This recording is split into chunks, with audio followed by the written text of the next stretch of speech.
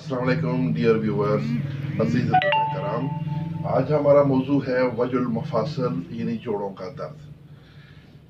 ये आम पाया जाने वाला मर्ज है और अक्सर अतिबा कराम इसे सिर्फ सर्दी का एक मर्ज समझते हैं, लेकिन unification theory of chronic disease के मुताबिक ये चारों मिजाजों में पाया जाने वाला मर्ज है।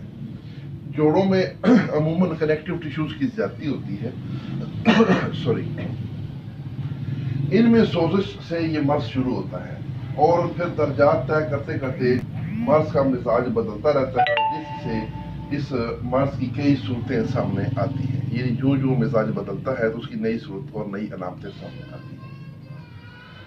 ये सोजिश और वरम है जो इंसान के जोड़ों की लहमी अज्जा रबाती और गशाई में पैदा होता है। मसलन जोड़ों की अंदरूनी झिल्ली, रबात, औतार, गलाफ, उजलात, कुर्री और जिल्द मुतासर होते हैं।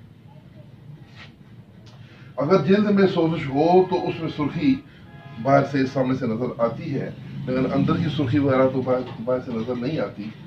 मर्ज बढ़ जाए तो अंदरूनी आशा मसलन दिल और फेफड़ों की झिल्लियों में भी ये मर्जी मादा सरायत कर जाता है और उनको सोजिशनाक कर देता है। अब हम वजुल मफासिल की जो चार अकसाम ज़ाहिर होती हैं उन पर डिस्कस करेंगे। चार अकसाम कौन कौन सी हैं मिजाज के मुताबिक? सुफरावी, दमवी, बलगमी और सुदावी। ये चार किस्में समझ लें या चार दर्जे समझ लें।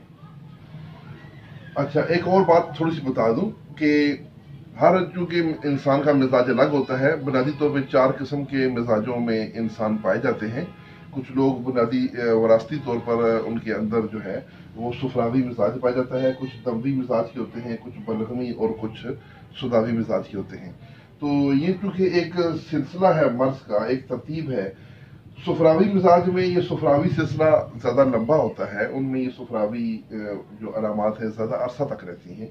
तो जो दमवी मिजाज है उसमें ये दमवी मिजाज की अलामात ज़्यादा अरसा रहती हैं और बलगमी में और सुदावी में उसके मुताबिक रहती हैं। सुफरावी वजुल मफासल, इसमें इस दर्जा में जोड़ों की झिल्लियां सोजिशनाक हो जाती हैं और आसपास के अज़ा भी सोजिशनाक हो जाते हैं। सुफरा की ज्यादती पाई जाती है, जोड़ों में हरारत होती है, सोजन, पेशाब, जर्द कम मिकदार और जलन के साथ आता है, पखाना गहरा मटियाला, मुंह का जायका कड़वा, दर्द में सुइयों जैसी चुभन और हरकत से दर्द में इजाफा होता है और आराम की हालत में अफाका महसूस होता है। अब इसका इलाज एच स्टार्ट और हब्बे शफा इस्तेमाल करवाएं। जब दर्द में कुछ कमी आ जाए तो फिर एच स्टार्ट के साथ मलयन नंबर 5 लगा के, एच स्टार्ट 4 ग्राम और मलयन 5 1 ग्राम, ये दिन में 3 दफा इनको मुसलसल देना है। इससे इंशाल्लाह ये सुफरावी वजुल मफासिल जो है ये बिल्कुल ठीक हो जाता है। अब है दमवी वजुल मफासिल। जो दमवी मिजाज का बंदा होगा उसमें इस मर्ज की जो ये स्टेज है ये ज्यादा लंबी होती है। ये शुरू यहाँ से ही होता है, लेकिन यहाँ पे आके मर्ज ठहर जाता है। तो उसमें इस दर्जा में आराम करने से दर्द बढ़ता है और हरकत करने से कम होता है। जोड़ों में जूद हिस्सी की कैफियत पाई जाती है, यानी हसासियत पाई जाती है और ठिकोर करने से दर्द में अफाका होता है। जोड़ों में हल्का हल्का खिंचाव भी महसूस होता है और इसका इलाज जो है करने के लिए हब्बे अजराकी और हब्बे सुरंजान 2-2 गोलियां 3 वक्त रोजाना दें। खुशक गर्म रोगनियात की मालिश करें और हब्बे जिनकार भी दे सकते हैं अगर कब्ज हो तो मरीज को तलकिया के लिए। अब है जी तीसरी स्टेज या तीसरी किस्म, बलगमी वजुल मफासिल। मरतूब मौसम में मामूली हरकत से दर्द, तबीयत सुस्त, कसरत नींद यानी नींद ज्यादा आना, ब्लड प्रेशर कम, पेशाब सफेद और जोड़ों में रतूबात का इज्तमा होना।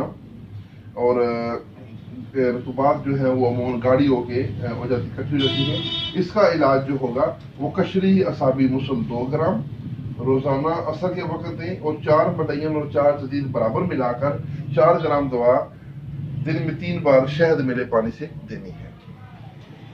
अब रहेगी चौथी किस्म, सुदावी वजुल मफासिल।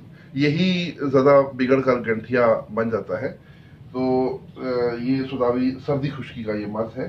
शदीद तकलीफ और दर्द का एहसास, जोड़ पत्थरा जाना, लेकिन शुरू में नहीं पत्थरा जाते, आस्ता आस्ता बाद में। اور جوڑوں سے کڑکڑاہٹ کی آوازیں آنا، اعضاء سن ہونا، پیشاب کم مقدار میں اور سرخی مائل آتا ہے، اور پخانہ سدوں یا مینگنیوں کی شکل میں آئے گا، بے خوابی پائی جائے گی۔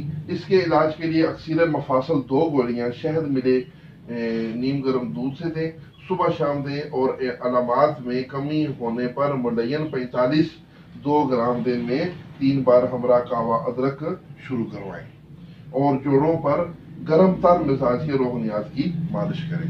تو یہ تھا ہمارا آج کا موضوع وجع المفاصل۔ اس کی جو 4 قسمیں ہیں میں نے ان کو اکٹھا بیان کیا ہے، کیونکہ ان کو الگ الگ بیان کرنے سے کافی لوگوں کو کنفیوژن پیدا ہوتی ہے۔ تو اب جو آپ نے یہ لیکچر سنا اس سے آپ کا کنسیپٹ واضح ہو چکا ہوگا کہ 4 مزاجوں میں جو علامات ہیں وہ کون سی ہیں، اور ان کا مزاج کیا ہے، اور ان کا ٹریٹمنٹ کیسے کرنا ہے۔ اس کے ساتھ ہی اجازت، والسلام، بہت شکریہ۔